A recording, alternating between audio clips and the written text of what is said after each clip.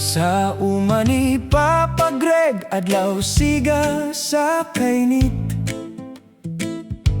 karabaw iyang kuyog sa darong naggunit. Amahan sa tulo, kugihan ug matinud-anon, sa iyang mga kamot kami mapasalamaton.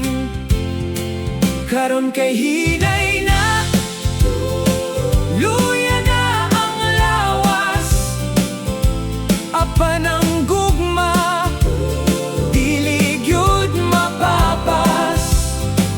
Dili siya sabaan, hilom ra kaayo pirmi, apan ang iyang pagmahal among mabati.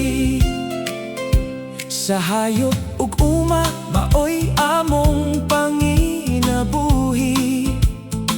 Sa pamilya nga gihigugma, walay ikatandi. Papa Greg, among kusog ug kiyaw, bisan og hilom, among paglaom nagasobra. Ang iyang pagkatawo, di gyud matukngan. Sa tibuok pamilya, kanunay masaligan.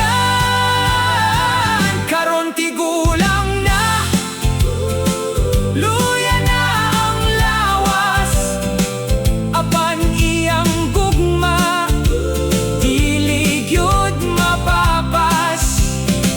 Kaming mga